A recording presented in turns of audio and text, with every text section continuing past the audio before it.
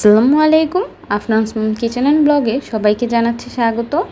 আজকে আমি চলে গিয়েছি বেশ অনেক দিন পর বাবার বাড়ি, যার নাম শুনলেই মনে কিন্তু এমনিতেই অনেক শান্তি চলে আসে।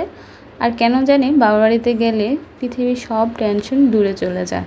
আর বাবা মায়ের কাছে কিন্তু যতই অন্যায় করুন বা যতই অপরাধ করুন, তা কিন্তু কখনো বড় করে দেখে না, যা কিনা আপনার শ্বশুর বাড়িতে বা অন্য কোথাও পাবেন না।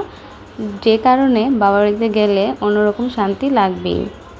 শান্তির কথা বলতে বলতে তো বলাই হয়নি যে এখানে যে বাগানটি দেখতে পাচ্ছেন, তা কিন্তু আমার বাবা খুব শখ করে কিছু কিছু গাছ লাগিয়েছে, তা দেখতে আমার কাছে খুবই ভালো লাগছে। তো আমি মূলত ছাদে গিয়েছিলাম ধনিয়া পাতা আনতে।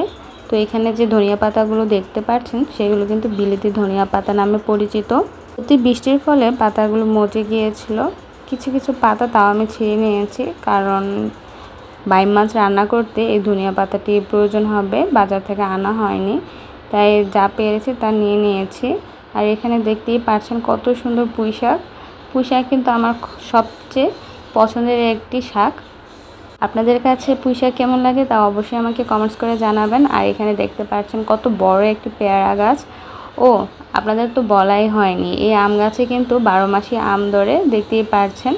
এই আমগুলো কিন্তু বেশ কিছুদিন যাবত ধরেছে, আর আমগুলো বেশ বড় হয়ে গিয়েছে। তো আমি তো এখান থেকে একটি আম হলেও খেয়ে যাব। এখন পারবো না, খাওয়া দাওয়া করে তারপর এখান থেকে পেড়ে ভর্তা বানিয়ে খাবো। আর এখানে কিন্তু আরও একটা আম গাছ রয়েছে, ডালিম গাছ রয়েছে, বেশ অনেক কিছুই রয়েছে। আর এই সাইড থেকে কিন্তু আরও কিছু গাছ রয়েছে, আমি তা দেখিয়ে দিচ্ছি। এখানে কত সুন্দর শুকনো মরিচ শুকাতে দিয়েছে, দেখতে কিন্তু বেশ ভালোই লাগছে। তো এই সাইডে রয়েছে বড় বড় দুটি সরপা গাছ। আর এই ফলকে আপনারা কী নাম বলে থাকেন তা অবশ্যই আমাকে কমেন্টস করে জানাবেন। এই সাইডেও কিন্তু একটা বিশাল বড় আম গাছ রয়েছে, এবছর কিন্তু এই গাছে আম ধরেছিল। এখানে দেখতেই পাচ্ছেন ড্রাগন ফল গাছ, আর এই ড্রাগন ফল গাছে কিন্তু ড্রাগন ফল হয়েছিল।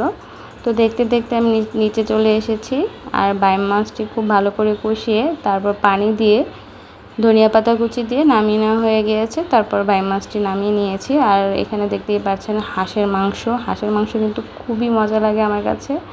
তারপর রান্না করেছিল গরুর মাংস আলু দিয়ে, সাদা ভাত, তার সাথে রান্না করেছিল মুরগির মাংস, তারপর রান্না করেছিল চিংড়ি দিয়ে বেগুন, আর সাথে রান্না করেছিল পোলাও ভাত। আমার বাবা উমরা যাওয়ার উপলক্ষে এগুলো রান্না করা হয়েছিল। তো সবাই একসাথে বসে এগুলো কিন্তু খুব তৃপ্তি সহকারে খেয়েছি। তো প্রথমে আমি কিন্তু আফনানকে খাইয়ে দিচ্ছিলাম।